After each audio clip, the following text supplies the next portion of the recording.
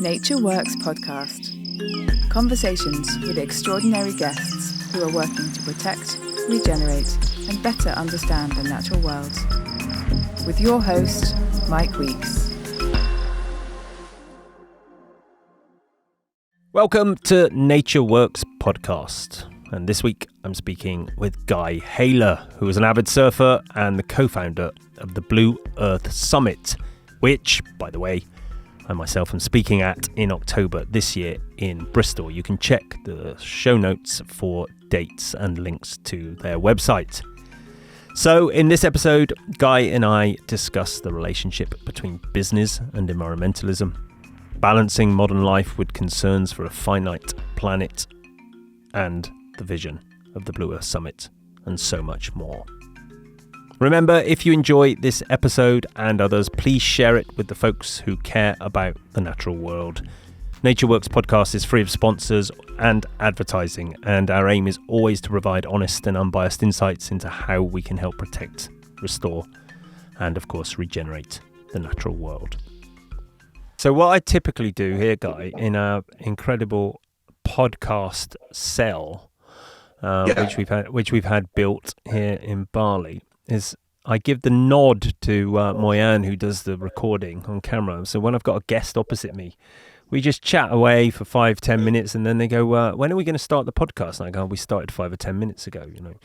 And okay. and then they don't have that like lights, camera, action. So, Guy, what has been the most difficult experience you've found yourself in the last 20 years?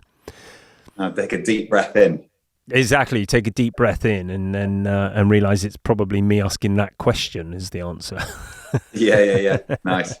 Okay. Where are you? You're in Cornwall, aren't you? You're down in Land's End. I'm north actually. Today I'm in Exeter. So we sort of ended up employing lots of people based on talent over that sort of funny 2 years of lockdown, and we've ended up with a hybrid situation of an office in HQ in Exeter, creative team down in Cornwall, marketing team in Bristol, and then sort of a selection of people in London. So we've got the Southwest pretty well covered. And the we is the Wavelength Media. Yeah, it's never an easy one to explain.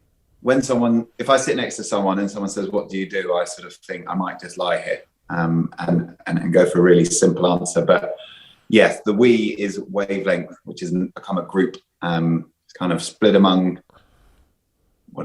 media, events and ventures. So it started out as Wavelength, the magazine, which was a sort of core title that's got a lot of heritage, dates back to 1981. We took that on as a title because we were excited around the creativity that we could bring through that sort of print side of things, and then build a community of outdoor enthusiasts, and then off the back of that, win lots more creative work and kind of broaden out from Wavelength. And where we've ended up is going into delivering experiences that inspire that outdoor mindset. And then we've got this ventures arm that is funding businesses that kind of align to our ethos. So it's kind of, in our minds it's quite simple, but it's never the easiest one to explain. It took a while, and I can tell you this from experience because I'm now getting closer to 50, much closer to 50 than I was to 40. I am to 40. It took a while for people in the outdoor world, surfers, climbers, skiers, etc., to actually connect the fact that they are intimately connected to and in many ways responsible for the environment that we live in. When I was 18, I left home at 16 and went on the road climbing for a decade. But I went to the south of France to a place called Buix, which is a world famous climbing area. And I was so excited to go there because I'd read about it in magazines for years. And I remember the first thing I saw, I got out of the car with our rucksacks on, walked across this beautiful, pristine stream, walked 10 foot, maybe 10 yards into the forest at the base of it, and saw the first pink toilet paper with shit all over it and somebody's turd. And then you walk another 50 meters and there's another one, and there's a crisp packet, and then there's another turd. And then this is in the south of France, and which is this world, and it's this world famous climbing area. And there was a bit of a a sort of in joke amongst climbers that anywhere that you saw toilet paper out in the open with a turd on the trail, you knew French climbers were around. Now you can't actually blame the French climbers for that, because I then later went to Spain to God, I forget the name of it, but for over a month, and it was the same problem. I went to Australia, it was the same problem. Nowadays, you go to a crag climbing area, and you would just, if you saw toilet paper, you would know it wasn't a climber. Absolutely would know it wasn't a climber. All of my surf friends here in Bali, they're all part-time environmentalists. Some of them are full-time environmentalists. And it's fascinating to see, because that's what you're doing with Wavelength, isn't it? You've connected a surfing magazine through your other work, which is an environmental cause. Yeah, for a long time, we thought our whole sort of outdoor lifestyle side of the business was miles away from what we do around helping impact businesses grow. And they were sort of two separate things, and we kind of grappled with that. And I think there's a few moments where that's kind of the penny sort of dropped. I think when we were designing the idea of the Blue Earth Summit, and I'm sure we'll get onto that, but I remember talking to my business partner, and of the three of us, I would say he's the most sort of authentically sustainable. He's always just done right wherever possible. And I remember asking him, why do you think that is? And he goes, I don't really know. Sustainability for me is second nature. I just, I'm in the ocean. I'm enjoying the countryside. I've got kids, so why would I want to do my bit to just put it back? It was, and the penny drop moment was when he said, sustainability for me is second nature. And he never really goes around talking about it, but it was that piece to say, I just do it because it's the right thing to do. And I think that kind of comes back to where the outdoor community has gone to. Anyone that I know that, the big thing for me is surfing. Anyone that surfs is really conscious about protecting the ocean. And if you look at all my friends and connections and business people that I know that surf, everyone's doing something about it in their own different way. And more often than not, it's through the work that they're doing. So it is interesting to see how that shift of what was originally a surfer was a beach bum who probably smoked too much weed and was doing nothing with their life has now become the sort of frontline environmentalists, and definitely agree with what you're saying from that climbing analogy. Yeah, so many of my close climbing friends, and I lived in the upper echelons of the very best climbers in the world, the people I'm holding the ropes for and amazing going on climbing trips with. And so many of those guys, it is exactly that. And I include myself in that to a degree, but it's second nature that you go on these trips, you go minimally. You typically, as a climber, most of my climbing mates have traditionally been skint. And so it's not like you're buying anything excessive. You're not a consumer. You're using a fleece from 2 or 3 years ago, although in many cases my friends would be sponsored, but you're dirtbag climbers. I spent 10 years living out the back of trucks and camper vans, and stuff isn't important. The most stuff I had was books and a climbing rack, and that is living in a sustainable way. What it isn't doing, and I think this is why it's so important that people like yourself and your group are doing the events and doing the work you have. It's just those live lightly type of lifestyles are sustainable, but they're not regenerative. They're not creating solutions to the problems that have already been created. And so I actually try and avoid the term sustainable now, because I don't want to sustain where we're at. I want to regenerate. And we have this land here, this farm that we're working on here in Bali. The company bought it. We're custodians of it for the next 10 years. We're cleaning out all of the Subak streams every day. We'll get onto that because it's relevant to surfing in the oceans. But we're into regenerative agriculture because we know that we can actually fix a lot of the problems that have already been created. I sometimes yearn for the good old days of almost ignorant bliss where I could just go back to being a climber and raising my kids in a camper van, but the problems are too big, and I can't sit by and let other people deal with it, without me being in the fight. On that climbing thing, I've just watched, and I'm sure a bit late to the party, but I've just watched that Alpinist and his Have you seen that? Mm-hmm. Yeah. I mean, that's just amazing. I think that comes back to that true essence of just the simple life, and his simple life is, I guess, he's chasing the impossible climbs. And I guess that wouldn't surprise me that if you sort of peel back the layers for what you're doing with Laconic, the bit that I've always liked about you guys is you go after monumental challenges that most people would shy away from and say that's impossible. And I bet there's probably similarities in a lot of people saying, well, you couldn't climb that route. And that mentality as a climber to say, well, I've thought about it, and if we do this and get the right team together, we can make it happen. And then you sort of bring that psyche into a work environment, and there's probably a lot of correlation between extreme outdoor enthusiasts who then go into business with that sort of mindset of I'm not scared of anything, and there's no challenge too big, and I want to do more and I want to do better. I think you see it quite a lot, even when you see a professional athlete in a more mainstream sport going into business. They often go and do quite well because they might be an amazing team player, or they're able to adapt quickly. But it is always amazing how you can draw those lines between really efficient business operators and people that have that passion that's probably miles away from what they do day to day. You know what I think it is, because I think I've spent the best part of 20 years consulting and working in large organizations and breaking down the patterns of what makes people really successful. And one of the hidden patterns that I've identified when it comes to people a bit like myself with a background in high risk activities, and certainly in my business partner or colleague Jake, who is the head of our platform, who's designing all of our environmental sensing systems, and he spent 15 years in special forces and was in Ramada, Afghanistan, Iraq, and has been to many of the biggest war zones on the planet over the last 15-16 years. What it ends up boiling down to is that in your earlier years you've taken such risks on a daily basis where failing meant death, or worse yet, not just your death, but the death of people you care about all around you, like being an expedition leader.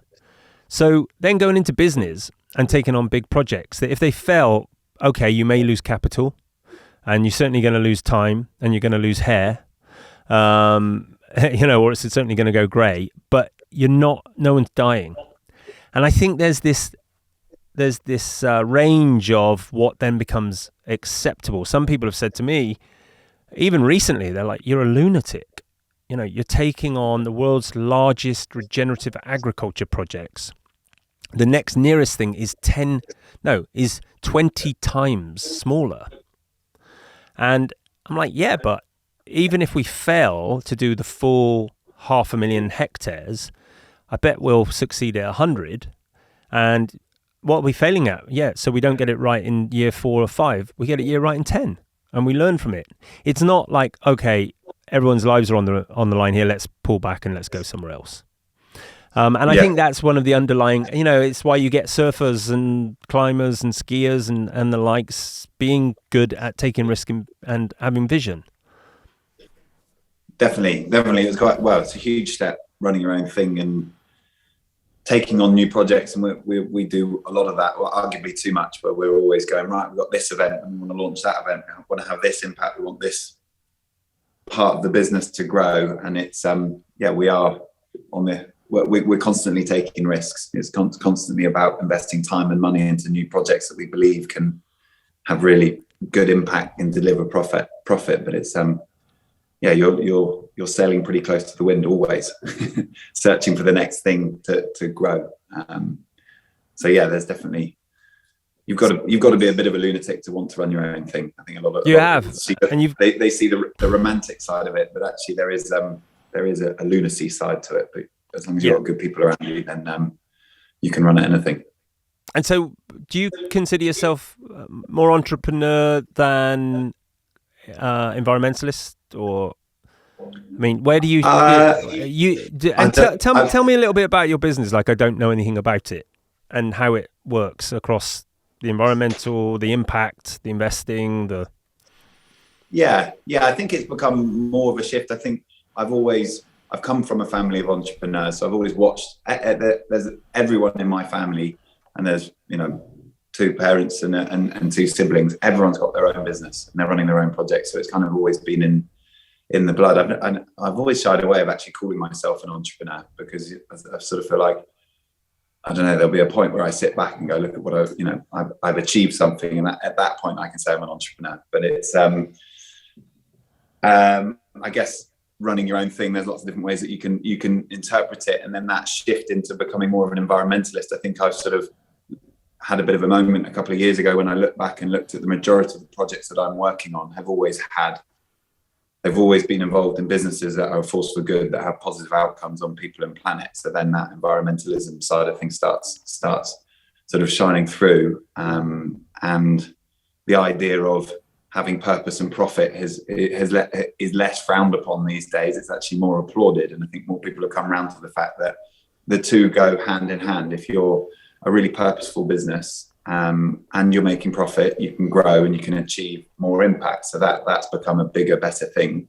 So that's enabled me to lean more towards that environmentalist side, where we kind of have impact as a business. I think it's kind of, there's two sides to the business. If you sort of stand back and look at it, on one side, we're on the media and events, we're trying to inspire the consumer to build that outdoor mindset. We're big believers that there's a much cleaner, simpler message, which is to tell people to get outdoors more, get in the water, surf, go up a mountain, ski, run, cycle, have that connection with nature, value their playground. And then that creates a mindset where they want to have a positive impact. They want to protect what they know and love. And then the other side of our business is more towards, if we've created that mindset through inspiring content and experiences, the best way that you can have impact is by aligning yourself with, or being part of, or starting up a business that is a force for good. So on that side of the business, we've got a ventures arm where we find and fund high growth, high impact businesses. So in the last 2 years, we've raised, I think it's 75 million for about 23 different businesses. All of those businesses align to that ethos that I just sort of explained, of the power of the outdoors, inspiring healthy living, inspiring a sustainable mindset. And then kind of sitting at the heart of everything that eventually pulled it all together is this new event that we launched last year called the Blue Earth Summit. And that's built on those two exact foundations. Let's inspire as many people to connect with nature, and take that positive mindset into delivering business as a force for good. So that's kind of where we've ended up. And it sort of all came out of quite a disruptive 3 years over through various lockdowns and a macroeconomic world that is changing faster than we can blink, and keeping us entrepreneurs on our toes. It's all ended up being creating a bit of an ecosystem. So really, we've got this media side, this event side, and this venture side. And if anyone works with us in any part of that, we hope that they can get value from the other bits. So if we get someone in that raising funds, a good example is we just raised 4.5 million for a brand called Finisterre. They're often coined as the British Patagonia. I've done a couple of raises with them. They're really growing at an exciting pace. Very cool brand, built on such a solid foundation of doing business the right way, having a solid impact. But the exciting thing there is they came to us and we helped them with funding, but we can help them activate via our media channels, and get them in front of our community of outdoor enthusiasts. We can then bring them along to our events where they can bring their headline messages, speak, and be a part of it. So ideally, we've got this kind of ecosystem that if you're like-minded, you want to be inspired by the outdoors and use business as a force for good, you can plug in whichever way you want and come out and be part of the community and push forward and succeed. I know Finisterre, and you mentioned Patagonia, which for me is, I read Yvon Chouinard's book probably the first month it came out, Let My People Go Surfing. It was a profound shift. Yeah. I was an entrepreneur. I'm happy to call myself that, because I've failed in so many businesses and had a few successes. And I think that's what makes an entrepreneur. You're not an entrepreneur unless you've failed at least once. There's plenty that I've swept to the side and gone, yeah, of course. Of course. We don't want anyone crying whilst listening to this podcast, right? So, But Yvon Chouinard, for me, was was the profound moment of thinking, wow, you can actually totally commit your business to doing good, being transparent, being honest, and not having to hide the warts and all. And it becomes profitable. I mean, he's the first to say that every time that they've put the environment first and said, right, we're going to increase the prices of our t-shirts by 30% because we're using all organic, and the sales teams are like, you can't do that, that's insane, and they do it anyway, and they sell out in the first couple of months. And when they put an ad out saying you don't need this jacket, this is how much impact it's had to make this jacket, people think they're trying to do reverse psychology, and they're not. And the jacket sells out because there is a desire in all of us to, well, I say all of us, that's not, I won't generalize, but there's plenty of desire to just buy stuff. But if you can buy stuff and feel like that money is going to a good cause and that it's actually protecting the planet, I never feel guilty about buying Patagonia stuff. I always feel good about buying it, as one example of many. How do you ensure that with the companies you're working with and raising money for, and companies you're bringing onto the Blue Earth Summit, how do you ensure that they're not part of the great greenwash? That's a really good question. It's I think it's becoming harder and harder to sort of do your own internal due diligence. I think there's quite an instinctive nature. We really get to know the founders and the people that are running the business. And I think you get a bit of a sense. I certainly feel as though I've built a bit of a sense of the people that are pretty genuine in wanting to have impact. And they're usually the first people to admit that they're not perfect. It's always a little bit of a telling sign when someone's saying, it's almost presenting something that is just so unrealistic that everyone's having an impact, and people have got to be pretty open with that. So I guess 10 years of working with all sorts of entrepreneurs that are wanting to have impact, and some amazing founders, you get a bit of a sense of the people that are doing things the right way and the honest way. And it often comes down to quite a lot of common sense. There was a really nice story that came out of the Blue Earth Summit last year from a friend of mine who I've done lots of work with, called Jim, and he runs a company called Jimmy's Iced Coffee. And when I first spoke to him, and I explained what the Blue Earth Summit was. He goes, totally resonate with it, but I can't get involved in that because I've got an iced coffee company and we have little plastic caps and I feel awful about it. And I said, Jim, you're in those little packs, the Tetra packs, because at the time that was the most sustainable packaging solution that you could think of. And I know full well how you look after your people who run your company. And I know that in every way possible, you've always done the best that you can. Because at the end of the day, we're always going to consume things. And actually, of anyone I know, you're probably you have way more positive impact than you can have. So I did end up convincing him to come to the Blue Earth Summit, and then he was on a panel, and it was last year, so it was in October. COP was coming to the UK, COP26, and everyone was banging on about COP, and he was on a panel, and he leant forward and goes, "Sorry, what's COP?" And the whole I knew you were going to say that. And I was like, actually, that he's the most genuine person up there, because he's definitely an outdoorsy person. He's got a family. He wants to do right by the people in his company, his customers, and all that kind of stuff. And he hasn't got caught up in the sort of the jargon that surrounds this sort of what's become a marketing word in sustainability. He's just gone with the sense of, I'm going to do the best that I can where I can. And that for me is the most genuine way to say, I understand that person. I know what he's driven by. He wants to have impact. He wants his company to succeed, of course. He wants his people that are involved, the customers around his company, all to be happy.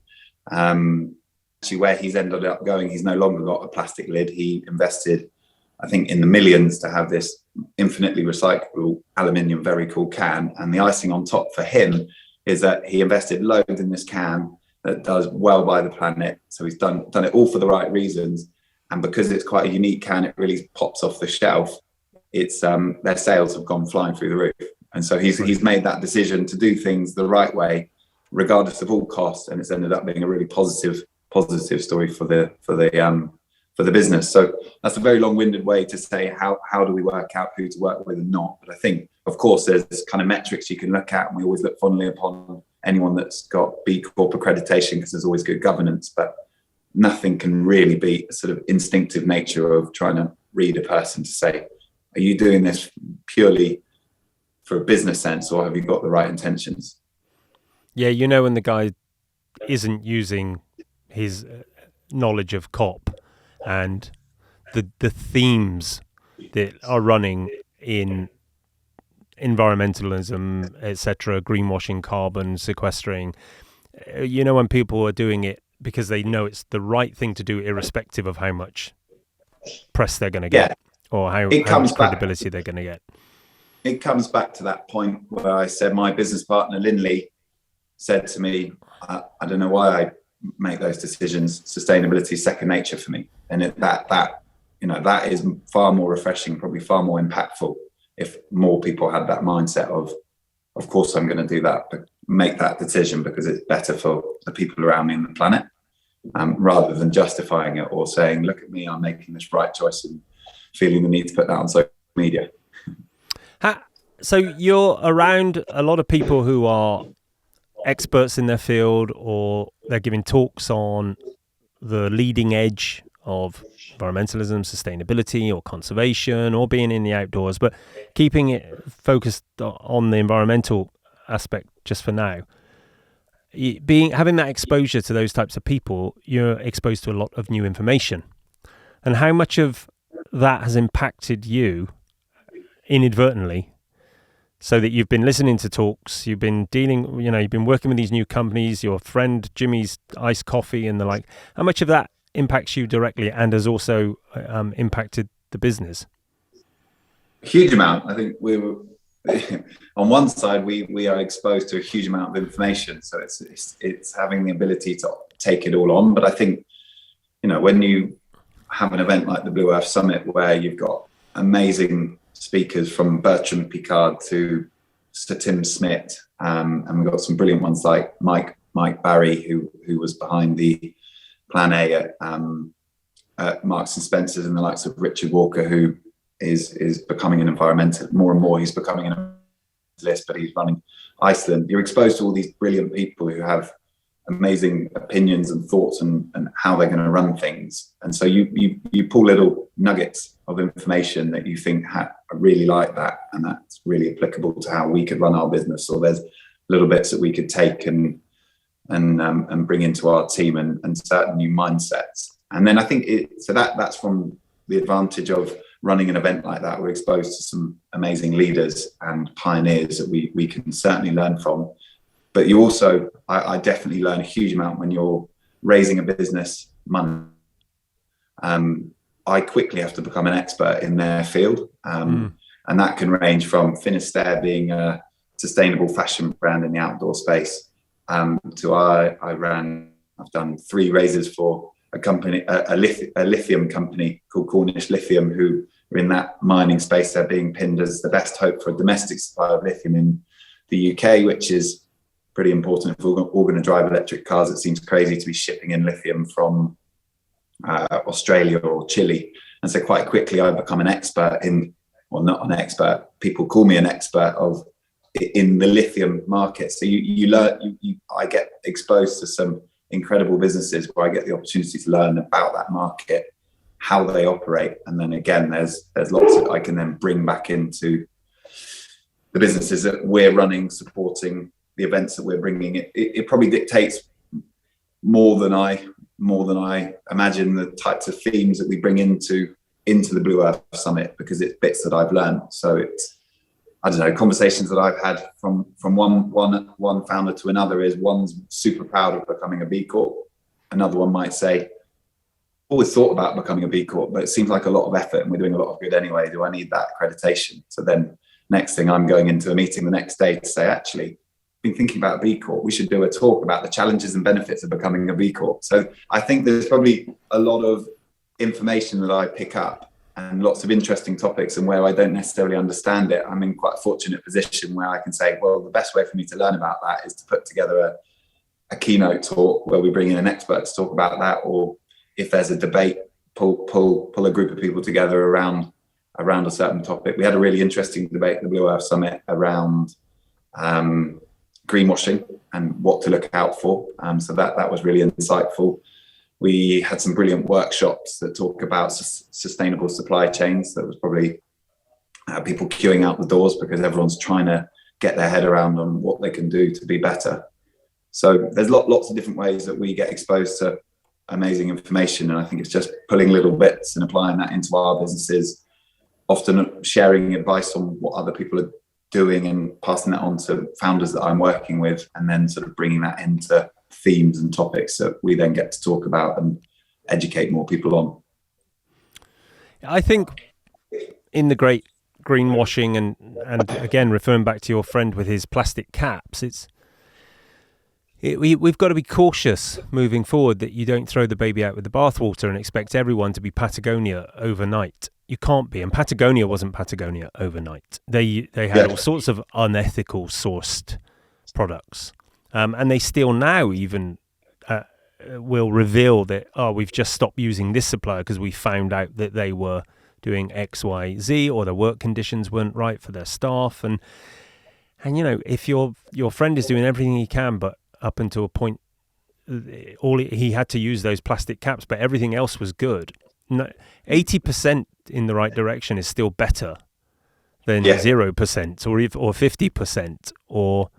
And so I think, because I gave a talk to, actually I won't name them, but I gave a sort of consulted and gave a talk to one of the world's largest hedge funds a few months back, and I could tell what they were doing whilst taking the information from the talk and from the other speakers, that they were doing it so that they could say, we've got these expert advisors coming on board and we're now putting all of this time and effort and money into their expert opinions. And of course, it's just covering their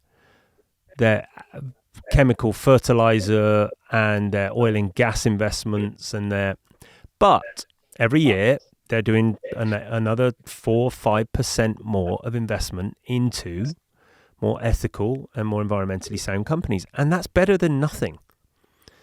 There's a need to be pragmatic. I'd love tomorrow to throw out all of my synthetic, non-organic everything from the cupboards, and I'd have an empty cupboard. Well, no, I'd have my Patagonia stuff left, I guess, and stop using my motorbike because we don't have battery bikes here yet in Bali. But there needs to be a certain pragmatism about the whole thing. And I think if you've been a businessman and you know that it's better that people are fed and watered and make their wages whilst you make gradual improvements, that's better than shutting the company down because you can't find an alternative to your plastic cap too soon.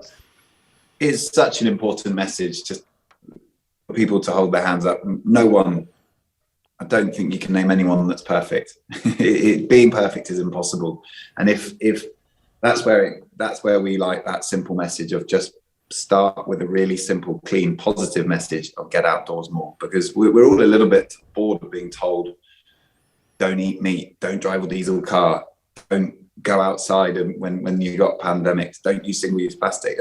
That is one, it's got loads of negative connotations, and two, it's sort of a little bit of like, well, I will if I want to. But if you actually just go, get outdoors more and value things, then, try and get into the right mindset where you want to do good wherever you can. And that is important wherever you can, because you're not suddenly going to wake up and, like you said, empty your wardrobes. One of the biggest debates that comes up time and time again that no one's really got the answer to is, if you kind of look at our world, certainly in that surfing world, and I'm still guilty of it, I love traveling. I love going around all the world. Where you live is probably one of my favorite places in the world. I've spent the best part of the year out in Indonesia, hopping from island to island, but I'm not willing to sacrifice the travel side of things. So I'm jumping on aeroplanes, and I'm still a massive part of the problem. Where I have made a conscious decision is, I used to, when I was living in Cornwall and working in London a lot, I was on a flight all the time, going up and down. That was the way I commuted. So I've tried to totally cut that out and use trains, catch lifts. I've definitely tried my best to cut out sort of quick city trips, shorter trips, and then focus on bigger, more sort of inspiring adventures, so that I kind of reduce it. But there's so many examples like that where you could say, well, if I really believed it, well, I'd have an electric car already. I would definitely be vegan. I would stop traveling. And actually, we've still got to live our lives. But it's just finding everything in moderation, I guess, is an overly simplistic view. But it then, where I'm getting to is you don't want to terrify people and say, so you've got to drop everything and change. Absolutely. There's a lot of people that if they make a few percent change, and it's millions of them, the Daily Mail reader, right? Yeah. The person that isn't environmentally conscious, they're concerned because they're scared, but they know not what to do. But now they're buying fair trade and they're recycling and they're using less water. They're turning the tap off whilst cleaning their teeth, or they're etc. Or like you say, taking the train instead of making a flight. It all adds up. Yeah. It all. Which is ironic, actually, talking to you about this. I feel I'm helping lots of businesses that, incrementally that's having a lot of positive impact. But having spoken to you and Grace and lots of people in the Laconic team, I feel like you're doing the opposite. You're saying what is a massive problem with the world and how do we solve it? And you're going for the jugular on some of the world's big problems, which is the bit I always love. Yeah, we are, and but that doesn't mean we're going to impose it upon anyone, right? Yeah. Because we know that imposing it upon people isn't the way forward. One of the driving factors for having land here in Bali is that when I first came here and I saw the state of the monoculture of rice farming and learned from local experts the amount of pollution that goes out into the streams, into the ocean, and kills the coral reef, kills the fish. It's herbicides are one of the greatest disruptors of coral reef breeding. And I interviewed Steve Box, who's a world-leading PhD marine biologist. He's an expert in coral, and he explained the mechanism of how the herbicide acts as a signal blocker, and the coral reef basically shuts down, so it doesn't breed. And so herbicide here is used extensively across all of these crops. And so I started looking into how do we encourage these farmers to use all organic herbicides, which are available. There's a company in Jakarta that's world class and makes this stuff. Not only is it organic, but it restores the land and restores the soil because it's microbial in its nature. Yeah. And the one thing I realized really quickly whilst talking to local farmers was that I could tell them until I was blue in the face how good it was to do it, and it wouldn't make any difference. What I had to do was show them. And so I've become an organic farmer with rice paddies. And right now we have 50 or 60 different food crops and herbs on the land, and we've left half of the land fallow, which is rice paddy fields, so that it can detoxify, and we're spraying it with bacteria, and we're letting just weeds and everything else grow in it to give it a bit of time. Then we're going to come in and we're going to do fully organic, and this is to show the local farmers rather than tell them. And we're hoping that from the showing, when they come and see it and go, holy cow, we could also be doing this on our land, that will make that kind of impact. But that's on the small scale. As you know, in North Africa, we're doing 500,000 hectares of regenerative agriculture. It's never been done on that scale before. And we're doing that sort of scale because, like you say, we're going for the jugular. Over 30% of the world's CO2 comes from agriculture. And so in my lifetime, I regularly ask myself, when I'm an old man in my end of days, what would be the one kind of impact that I look back on? And I'd love to start a farming renaissance, or I'm not starting it, but at scale, enable a farming renaissance at scale. There's regenerative agriculture going on all around the world. It's just not scaled at this level.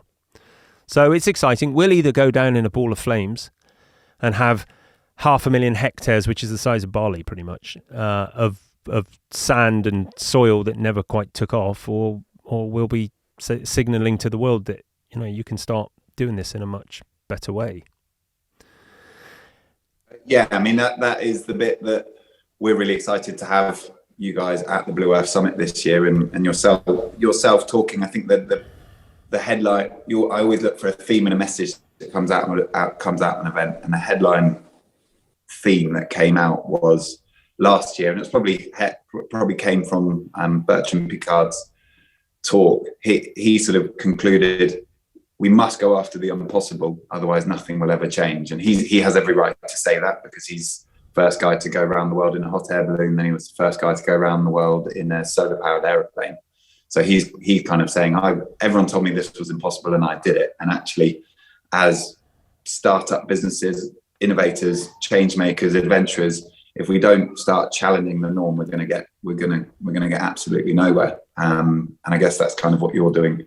You're doing on a macro scale, and the bit that makes me excited about having you there and talking through some of the examples of what you're doing is, I feel like you're bringing the next stage, the evolution of that conversation of we must go after the impossible to innovate, and actually say, well, we go after the impossible and we make it happen. And I think your approach to getting experts around problems and solving them on a large scale, on a global scale, is really inspiring, regardless of if you're already a massive company or if you're a business at your early stage. It's all about that belief. I guess that comes back to that kind of adventurous mindset that I think we've concluded that we've got from that outdoor experiences. The lunacy, you mean? Yeah. The lunacy, yeah. If you believe in something enough, you can make it happen. And that make it happen theme is a great one. It's important. I think we've got to jump out of the theoretical stuff as much as possible and actually get into the action. No one needs another academic paper. No one needs another academic paper to tell us how the problem could be fixed. Yeah, we've all seen the stats now, so it's now crack on. Let's solve the problem. And there's definitely a shift. It's definitely feeling more positive out there, but that might be naive optimism. But I've always been optimistic. I think wherever you put your attention, you're going to find the evidence to what you're finding. I have people that I know who here in Bali who are complete conspiracy theorists about pretty much everything that they can't understand. And it typically, I wrote about this in our book in Resilience by Design. We talked about why people join cults, and it's because there's an egotistical element to it, that the smaller and the more obscure the idea that you're believing in, or the smaller the group, and the more extreme the idea, the more sophisticated you feel. If you don't have the self-awareness to realize that you're actually very unsophisticated because you're believing something without any evidence. But the other is simply that, like in COVID, when you get a million different conspiracy theories about what's going on, when people can't grasp the size and scale of a problem, like environmentalism, or rather like the environmental, problems that we're facing, and because they can't see it directly in their face, they come up with all different stories. This is no different to people living in a village hundreds of years ago saying that there are trolls in the forest, because when they go out at night, they can't figure out why it is that there are all these sounds and the shapes are moving. They don't realize that, their eyes play tricks on them at night. And so, or why the milk goes sour, the spirits have come in and made the milk go sour, because they don't know that bacteria exists with lactic acid as a byproduct. And so it's not changed. It's like now we don't necessarily have spirits and trolls and demons in the milk, but we have conspiracy theories, and we have people, not being able to grasp the fact that we have an environmental crisis, because they might be seeing it a little bit on their doorstep, but not to the degree that in other countries that they are.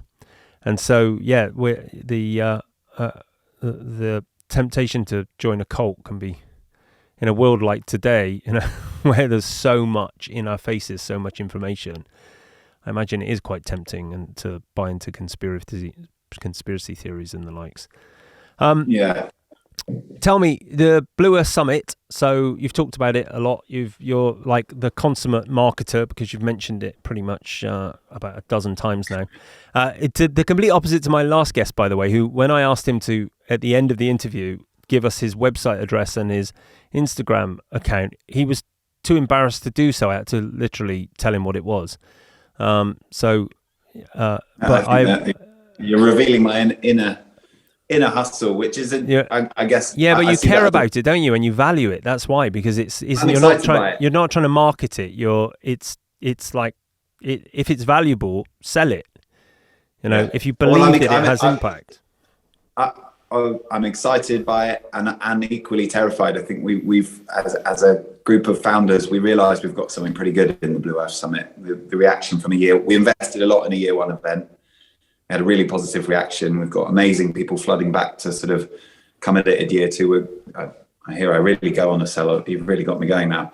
But what's it all about? Because there'll be people listening to this who don't know what the Blue Earth Summit is, and this podcast is going out next week, so we got plenty of time to get people interested if they're in the UK, or indeed, I mean, I'm flying in from Bali to the UK for it, back to my hometown. Yeah. But what's it about? I still don't really know what it's about. Just to close off the terrified bit, we're very excited by it. The terrified bit is because we've got something good, and the reaction's been so strong. As a group of founders, we are working incredibly hard to kind of make sure we realize its full potential, and that's getting the right people around it and saying, you know, how far can we take this thing? Because the bigger it grows, the more impact it has. That the whole event is basically bringing people together that see business as a force for good, but they're inspired. The common thread is that everyone there is or will be inspired by the power of the outdoors. So the event itself is in October, again this year, from the 11th to the 13th. It's a 3-day event. So the first couple of days are in central Bristol, where there is a combination of big keynote talks, panel discussions, workshops, and there's a cool funding element that runs through the middle, where we sort of find and fund lots of impact businesses, pioneering adventurers, and impact sort of community projects. But the idea of if someone comes along is they're kind of coming to learn about how they can live and work better. So we bounce between speakers that are coming from that sort of adventurous pioneering backgrounds, talking about going after the impossible, like I mentioned earlier, to business leaders talking about the fact that if we are going to design businesses that are a force for good, that we must make sure that the end product is all encompassing. As an example, where we can't just be designing solutions for the middle class and the upper class. We've got to be thinking about this on a global scale, and what can we do as businesses to be doing that kind of stuff. So that's the idea, is people come along and they see amazing content from leaders and specialists in their fields. They can attend workshops. But I think the bit that's probably most valuable is the connections that you'll make. It's a room full of people that have been inspired by the outdoors, get outdoors, and they've taken that and they're doing a lot of amazing things through the businesses that they own, run, or they're part of. And we put quite a lot into the connections that are made. So day 3 of the event actually moves out to the Bristol Wave, which is an inland surfing lake. And that's where we have a day of what we call experiential networking, where people connect with people while they go surfing, while they go running, while they go cycling. And that's purely based on our own experiences and the networks that we've built up as a team. Is we felt we've got to know our best connections, our most valuable connections, when we've had really positive experiences with people. So we're trying to recreate that. It's a little bit of practicing what we preach, which is saying it all starts with a healthy mindset, which comes from outdoors. So let's have a day outside. And then it's also backed up by the fact that over the years, I've made some of my best business and friend connections over that sort of outdoor connection. So that hopefully gives a little bit of a flavour of what it's all about.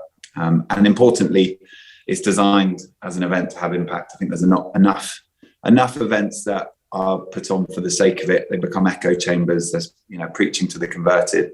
Whereas we really want to get into that make it happen mantra of there's a lot of people there connecting, learning from others, seeing what they can do better. And then we've got this pitch tent element that I mentioned that's all around making sure we drive money into the projects and the businesses that are going to go on and do really good things. So there's a lot of pitching that happens, a lot of investors in the room.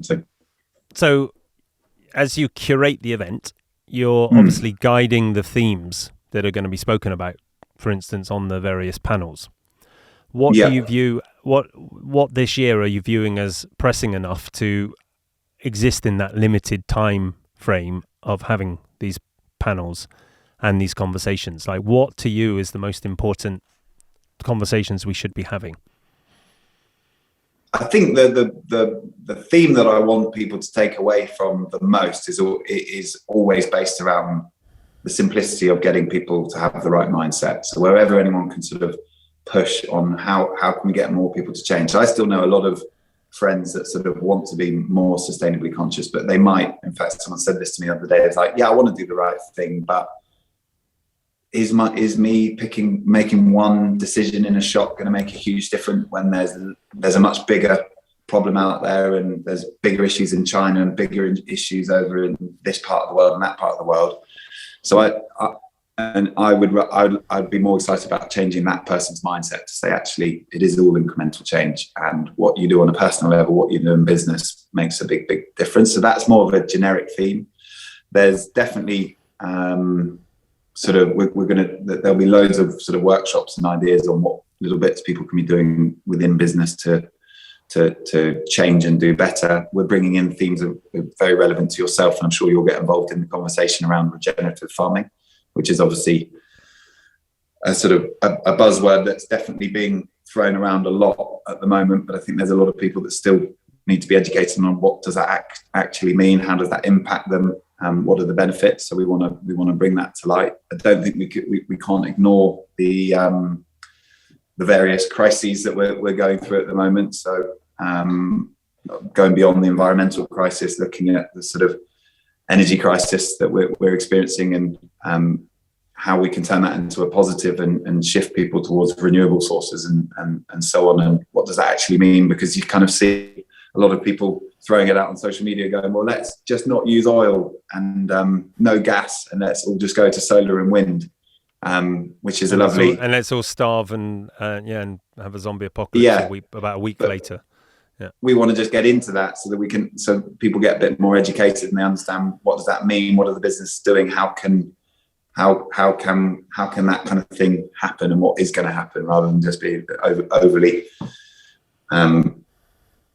overthinking the dream world. So that, I think there's all sorts of different themes. We've got that common theme of outdoors and business for good, but we've also got to take into the fact of so much is happening around the world at such a pace at the moment that you've got to make sure that what we're talking about is relevant. But the idea is, in simple terms, a business or a consumer can come along and just take away a few little learnings that will make them be better at work or in life or day to day. What of those learnings have you applied to your life that have had the most impact? I'm not talking about the business, I already asked you that, but you personally. Yeah. What do you do differently since you've been in this world? The bit that I've learned is, regardless of the trap that I personally fall into quite a lot, is the more stressed I am, the less kind of focus I put on my own mental and physical health. It's all stress, must work harder, must sort of trade out of a problem, or must fix that problem, and that will ring in my head, when actually that is probably the point that is even more crucial, that I need to be tuning into the fact that I probably should just go for a run, go for a swim in the sea, and so on. And you see just little bits where some of them, I've mentioned them before, but Finisterre do a very cool thing where they say on a Tuesday, they say to all their staff, come in a couple of hours later, but make sure you get in the ocean. And it's just little things like that. And we try and do similar things with our company, but on a personal level, I'm much more conscious about looking after myself physically, because then I get a better mental version of who I am. I've always kind of known it, and it's kind of frustrating when you know that I should do it, but it's actually just being a little bit more rigid with myself to say, do the things you love, make sure you're staying fit, staying healthy, doing challenges, because that will get you through those harder moments. And everyone's got those challenges in life. I wrote a book just for you called Resilience by Design. Well, I co-wrote it with Ian, my former business partner, on Amazon. Okay. It's waiting for you. It's exactly what you need to okay. There we go. There's my plug. There's That's the first time of the 8 podcasts I've done in the last couple of weeks. I haven't mentioned my book. I think I've done it twice with you. Stop it's like selling you've got me in the marketing mode, you know. Yeah. So, and just to finish up on all of this, what sort of people do you think get the most benefit from coming along to the Blue Earth Summit? Is it business people, or is it members of the public? Are they going to get much from it? It was a bit of a combination. When we first put it together, we really grappled with, is it a consumer event or is it a business event? And then we sort of concluded that the type of person that we're going after is that outdoorsy person that's doing great stuff in work. So we decided it was better to go down the business angle, because we can get to more people, have more impact, and it correlates with our belief that the systemic change in the world is going to be driven by business. So that was the right place for us to place this event. So we are predominantly aiming at business leaders, directors, decision makers that can come into the event, learn as much as possible, and take that away with them and apply that into their companies, through their people, through their staff, into their customers. So we did find that it was quite a high quality audience last year. I think 58% of the audience were director or founder level, which is really exciting. And as we kind of grow it from 1,000 to 5,000 people, that we're very conscious of making sure that we hold on to the consistent feedback or the value that people saw in connecting with really good, high quality people. Because obviously as you grow, it's hard as you scale up, but that's something that you've got to focus on. How do you hold on to what makes this special and authentic? Maybe only 15 or 20 years ago, people would have been saying it's business that's going to destroy the world. And in many cases it is, because consumerism, we need businesses to keep that going. Your point then about, you see that business is actually going to have the most impact, or is going to be the catalyst for the change. Is that because you predict businesses moving across to more environmental, ethical ways of doing their current business, or is it because you expect a lot more new businesses with creative solutions? What is it? I think what guides that idea? The phrase that we've often thrown around is it's businesses that got us into this problem, and it's business that's got to get us out. As it come back to that example that I just gave of a friend saying he wants to be eco-conscious, but if it's not convenient for him, he's not going to do it, or if it's not cost effective, he's not going to do it. So if you want mass change and systemic change that actually has a global impact, it's got to be made easier for consumers. At the end of the day, human nature is quite lazy. We all like our ways of doing things, and it is very hard to make people change. And so the business has got to come up with a solution that makes that possible. And importantly,